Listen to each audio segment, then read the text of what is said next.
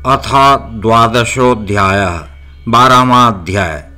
ब्रह्मा जी की मानसी सृष्टि, ब्रह्मा जी की मूर्छा, उनके मुख से रुद्रदेव का प्राकट्य, 100 प्राण हुए ब्रह्मा जी के द्वारा 8 नामों से महेश्वर की स्तुति तथा रुद्र की आज्ञा से ब्रह्मा द्वारा सृष्टि रचना। वायु बोले, इसके पश्चात बुद्धि पूर्विका सृष्टि का चिंतन करते हुए उन ब्रह्मा जी को ध्यान काल में तमोमय मोह की प्राप्ति हुई। उस समय उन महात्मा से तम, मोह, महामोह, तामिश्र, अंधतामिश्र नामक 5 पर्वा अविद्या उत्पन्न हुई। उस समय उन अभिमानी ब्रह्मा के ध्यान करते रहने पर यह सर्ग 5 प्रकार से प्रकट हुआ। यह सभी ओर से अंधकार से पूर्णतः उसी प्रकार व्याप्त था जैसे कुंभ बीज को आवृत किए रहता है। वह बाहर भीतर से प्रकाश रहित, निश्चल तथा संज्ञाहीन था। अतः उसमें होने वालों की बुद्धि, मुख तथा इंद्रियां ये सब ढके हुए थे। अतः आवृत स्वरूप वाले वे सब न कहे गए और यह सर्ग मुख्य सर्ग कहलाया। तब इस प्रकार के उस प्रथम सर्ग को अनुपयोगी देखकर ब्रह्मा अप्रसन्न मन होकर दूसरे सर्ग का विचार करने लगे। तब उस सर्ग का ध्यान करते हुए ब्रह्मा का तिर्यक स्रोत नामक सर्ग उत्पन्न हुआ। वे पशु पक्षी आदि भीतर से प्रकाश अर्थात ज्ञान युक्त तथा बाहर से अज्ञान युक्त थे। अतः उन्होंने भी सन्मार्ग को ग्रहण नहीं किया। तब उसे भी अनुपयोगी समझकर वे दूसरे प्रकार की सृष्टि करने का विचार करने लगे। उन्होंने सत्व गुण युक्त ऊर्ध्व स्रोत नामक देव सर्ग प्रारंभ किया। वे देवता स्वभाव से ही सुख तथा प्रीति से परिपूर्ण, बाहर भीतर से अज्ञान रहित तथा ज्ञान संपन्न हुए। इसके बाद ब्रह्मा जी के ध्यान करते समय अव्यक्त से अर्वाक स्रोत अर्थात संसार की ओर सृष्टि प्रवाह वाला, पुरुषार्थों को सिद्ध करने वाला किंतु महान दुखों से युक्त मनुष्य नामक सर्ग उत्पन्न हुआ। वे मनुष्य बाहर भीतर से ज्ञान युक्त और तमोगुण तथा रजोगुण वाले थे। 5वां अनुग्रह नामक सर्ग विपर्यय, शक्ति, तुष्टि तथा सिद्धि के द्वारा 4 प्रकार से बटा हुआ व्यवस्थित था। इस सर्ग के अंतर्गत जिनकी उत्पत्ति हुई वे सब अपरिग्रही, सम विभाग रत, खाने पीने वाले तथा शील रहित भूत प्रेत आदि कहे गए। परमेष्ठी ब्रह्मा का पहला सर्ग महत्तत्व का है। तन मात्राओं का जो दूसरा सर्ग है वह भूत सर्ग कहा जाता है। तीसरा वैकारिक सर्ग इंद्रियों का कहा गया है। प्रकृति की यह सृष्टि बुद्धि पूर्वक हुई। यह जो चौथा मुख्य सर्ग है इसके अंतर्गत मुख्य रूप से स्थावर कहे गए हैं। तिर्यक स्रोत नामक सर्ग 5वां है जो तिर्यक योनियों का सर्ग कहा गया है। जो ऊर्ध्व स्रोत नामक 6ठा सर्ग है वह देव सर्ग कहा गया है। इसके बाद जो 7वां अर्वाक स्रोत सर्ग है वह मनुष्यों का सर्ग है। 8वां अनुग्रह सर्ग है तथा 9वां कौमार सर्ग कहा गया है। जो प्रथम 3 प्राकृत सर्ग हैं वे अबुद्धि पूर्वक प्रवृत्त हुए हैं। मुख्य आदि 5 वैकारिक सर्ग बुद्धि पूर्वक प्रवृत्त हुए हैं। इसके अनंतर प्रजापति ब्रह्मा ने सर्वप्रथम अपने ही समान मानस पुत्रों सनंदन, सनक, विद्वान सनातन, ऋभु और सनत कुमार को उत्पन्न किया। उन सभी को योगी, वीतराग तथा अभिमान रहित जानना चाहिए। ईश्वर में आसक्त मन वाले उन सब का मन सृष्टि कार्य में नहीं लगा। सृष्टि की अपेक्षा से रहित उन सनक आदि के चले जाने पर सृष्टि करने की इच्छा वाले ब्रह्मा ने महान तप किया। इस प्रकार बहुत समय तक तप करते हुए ब्रह्मा को जब कोई भी फल नहीं मिला तब दुख के कारण उन्हें क्रोध उत्पन्न हुआ। क्रोध से आविष्ट उन ब्रह्मा के नेत्रों से आंसू की बूंदें गिरने लगीं। तब उन आंसू की बूंदों से भूत प्रेत उत्पन्न हुए। अपने आंसुओं से उत्पन्न उन सभी को देखकर ब्रह्मदेव ने अपनी निंदा की। उस समय क्रोध और अमर्ष के कारण उनको तीव्र मूर्छा आ गई और मूर्छित तथा क्रोधाविष्ट प्रजापति ने अपने प्राण त्याग दिए। तब प्राणों के अधिष्ठाता भगवान नील लोहित रुद्र उन पर असीम कृपा करने के लिए उन प्रभु ब्रह्मा जी के मुख से प्रकट हुए। उत्पन्न होकर उन सामर्थ्यशाली रुद्र ने स्वयं को 11 भागों में विभक्त कर लिया। तत्पश्चात भगवान शिव ने उन 11 रुद्रों से कहा, हे पुत्रों, मैंने लोक के कल्याण के लिए तुम लोगों की सृष्टि की है, अतः तुम लोग समस्त लोकों की स्थापना, उनके कल्याण तथा प्रजा संतान की वृद्धि के लिए आलस्य रहित होकर प्रयत्न करो। तब इस प्रकार कहे गए वे सभी रुद्र रोने लगे और चारों ओर भागने लगे। रुदन करने और भागने के कारण वे रुद्र नाम से प्रसिद्ध हुए। जो रुद्र हैं वे ही प्राण हैं, जो प्राण हैं वे ही महामना रुद्र हैं। इसके पश्चात दयालु ब्रह्मपुत्र महेश्वर ने मरे हुए परमेष्ठी ब्रह्मदेव को पुनः प्राण प्रदान किए। ब्रह्मा जी के शरीर में पुनः प्राण संचार हो जाने से प्रसन्न मुख वाले विश्वेश्वर रुद्र ब्रह्मा जी से उत्तम वचन कहने लगे। हे विरिंचे, हे जगत गुरु, हे महाभाग, भय मत कीजिए, भय मत कीजिए। हे सुव्रत, मैंने आपको प्राण दान दिया है, अतः सुखपूर्वक उठिए। इसके पश्चात स्वप्न के अनुभव के समान उस मनोहर वाक्य को सुनकर विकसित कमल के समान नेत्रों से शिवजी की ओर धीरे धीरे देख करके लौटे हुए प्राण वाले ब्रह्मदेव ने हाथ जोड़कर उन्हें उद्देश्य करके कोमल तथा गंभीर वाणी में कहा, आप अपने दर्शन मात्र से मेरे मन को आह्लादित कर रहे हैं। आप कौन हैं जो संपूर्ण जगत के रूप में स्थित हैं? क्या वे ही भगवान आप 11 रूपों में प्रकट हुए हैं? उनके उस वचन को सुनकर देवताओं के स्वामी महेश्वर ने अपने परम सुखद हाथों से ब्रह्मा जी का स्पर्श करते हुए कहा, मुझ परमात्मा को अपने पुत्र रूप में आया हुआ समझिए और ये 11 रुद्र आपकी रक्षा हेतु यहाँ आए हैं। अतः मेरे अनुग्रह से इस तीव्र मूर्छा का त्याग करके जागिए और पूर्व की भांति प्रजाओं की सृष्टि कीजिए।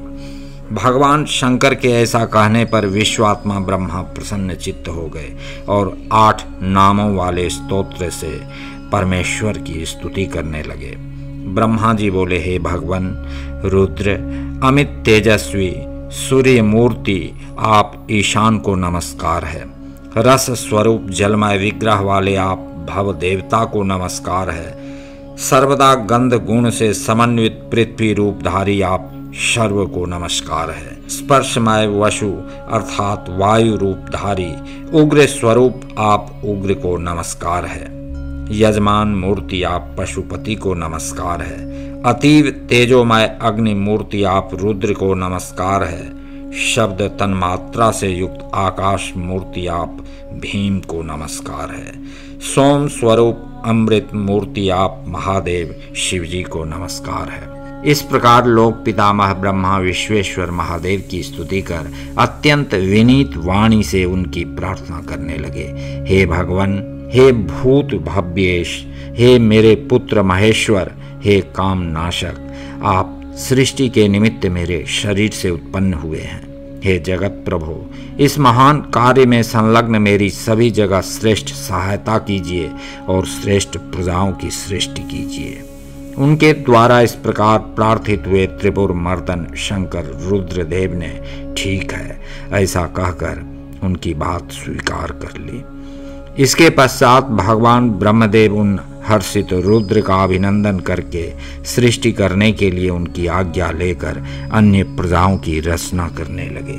ब्रह्मा ने मरीचि, भृगु, अंगिरा, पुलस्त्य, पुलह, क्रतु, दक्ष, अत्रि, वशिष्ठ को अपने मन से उत्पन्न किया। फिर उन्होंने धर्म तथा संकल्प की रचना की। सबसे पहले ब्रह्मा जी के ये 12 पुत्र कहे गए हैं। ये सभी पुराण पुरुष और गृहस्थ धर्म का पालन करने वाले हैं जो रुद्र के साथ उत्पन्न हुए हैं। देवगणों सहित इनके 12 दिव्य वंश कहे गए हैं। वे सभी प्रदावान, क्रियावान तथा महर्षियों से विभूषित हैं। तत्पश्चात जल में स्थित हुए रुद्र सहित ब्रह्मा जी ने देवता, असुर, पितर तथा मनुष्य इन चारों को रचने की इच्छा की। अतः सृष्टि के लिए ब्रह्मा जी ने समाधिस्थ होकर चित्त को एकाग्र किया।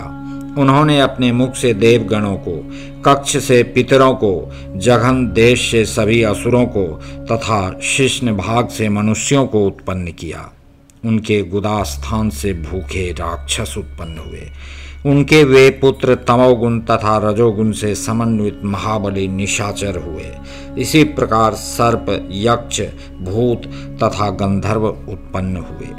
उन्होंने पक्ष भाग से शब्द करने वाले पक्षियों को तथा अन्य पक्षियों को छाती से उत्पन्न किया। मुख से अजों को तथा पार्श्व स्थान से सर्पों को उत्पन्न किया। उन्होंने पैर से घोड़े, हाथी, शरभ, गवाय, मृग, ऊंट, खच्चर, बारहसिंघा तथा अन्य पशु जातियों को उत्पन्न किया। रोमावलियों से औषधियों और फल मूलों का प्राकट्य हुआ। ब्रह्मा जी के पूर्ववर्ती मुख से गायत्री छंद, ऋग्वेद, त्रिवृत, स्तोम, रथंतर, शाम तथा अग्निष्टोम नामक यज्ञ की उत्पत्ति हुई। उनके दक्षिण मुख से यजुर्वेद, त्रिष्टुप छंद, पंचदश स्तोम, बृहत साम और उक्त नामक यज्ञ की उत्पत्ति हुई। उन्होंने अपने पश्चिम मुख से सामवेद, जगती छंद, सप्तदश स्तोम, वैरूप्य, साम और अतिरात्र नामक यज्ञ को प्रकट किया। उनके उत्तरवर्ती मुख से एक विंश स्तोम, अथर्ववेद, आप्तोर्याम नामक याग, अनुष्टुप छंद और वैराज नामक साम का प्रादुर्भाव हुआ। उनके अंगों से और भी बहुत से छोटे बड़े प्राणी उत्पन्न हुए। उन्होंने यक्ष, पिशाच, गंधर्व, अप्सराओं के समुदाय, मनुष्य, किंग, नर, राक्षस, पक्षी, पशु, मृग और सर्प आदि संपूर्ण नित्य एवं अनित्य स्थावर जंगम जगत की रचना की। उनमें से जिन्होंने जैसे जैसे कर्म पूर्व कल्पों में अपनाए थे, पुनः पुनः सृष्टि होने पर उन्होंने फिर उन्हीं कर्मों को अपनाया। नूतन सृष्टि होने पर भी वे प्राणी अपनी पूर्व भावना से भावित होकर हिंसा अहिंसा से युक्त मृदु कठोर, धर्म अधर्म तथा सत्य और मिथ्या कर्म को अपनाते हैं, क्योंकि पहले की वासना के अनुकूल कर्म ही उन्हें अच्छे लगते हैं। इस प्रकार विधाता ने ही स्वयं इंद्रियों के विषय, भूत और शरीर आदि में विभिन्नता एवं व्यवहार की सृष्टि की है। उन पितामह ने कल्प के आरंभ में देवता आदि प्राणियों के नाम, रूप तथा कार्य विस्तार को वेदोक्त वर्णन के अनुसार ही निश्चित किया। ऋषियों के नाम तथा जीविका साधक कर्म भी उन्होंने वेदों के अनुसार ही निर्दिष्ट किए। अपनी रात्रि के व्यतीत होने पर अजन्मा ब्रह्मा ने स्वरचित प्राणियों को वे ही नाम और कर्म दिए जो पूर्व कल्प में उन्हें प्राप्त थे। जिस प्रकार भिन्न भिन्न ऋतुओं के पुनः पुनः आने पर उनके चिन्ह और नाम रूप आदि पूर्ववत रहते हैं, उसी प्रकार युगादि काल में भी उनके पूर्व भाव ही दृष्टिगोचर होते हैं। इस प्रकार स्वयं भू ब्रह्मा जी की लोक सृष्टि उन्हीं के विभिन्न अंगों से प्रकट हुई है। महत से लेकर विशेष पर्यंत सब कुछ प्रकृति का विकार है। यह प्राकृत जगत चंद्रमा और सूर्य की प्रभा से उद्भासित, ग्रह और नक्षत्रों से मंडित, नदियों, पर्वतों तथा समुद्रों से अलंकृत और भांति भांति के रमणीय नगरों एवं समृद्धशाली जनपदों से सुशोभित है। इसी को ब्रह्मा जी का वन या ब्रह्म वृक्ष कहते हैं। उस ब्रह्म वन में अव्यक्त एवं सर्वज्ञ ब्रह्मा विचरते हैं। वह सनातन ब्रह्म वृक्ष अव्यक्त रूपी बीज से प्रकट एवं ईश्वर के अनुग्रह पर स्थित है। बुद्धि इसका तना और बड़ी बड़ी डालियां हैं। इंद्रियां भीतर के खोखले हैं। महाभूत इसकी सीमा हैं। विशेष पदार्थ इसके निर्मल पत्ते हैं। धर्म और अधर्म इसके सुंदर फूल हैं। इसमें सुख और दुख रूपी फल लगते हैं तथा यह संपूर्ण भूतों के जीवन का सहारा है। ब्राह्मण लोग द्युलोक को उनका मस्तक, आकाश को नाभि, चंद्रमा और सूर्य को नेत्र, दिशाओं को कान और पृथ्वी को उनके पैर बताते हैं। वे अचिंत्य स्वरूप महेश्वर ही सब भूतों के निर्माता हैं। उनके मुख से ब्राह्मण प्रकट हुए हैं। वक्षस्थल के ऊपरी भाग से क्षत्रियों की उत्पत्ति हुई है। दोनों जांघों से वैश्य और पैरों से शूद्र उत्पन्न हुए हैं। इस प्रकार उनके अंगों से ही संपूर्ण वर्णों का प्रादुर्भाव हुआ है।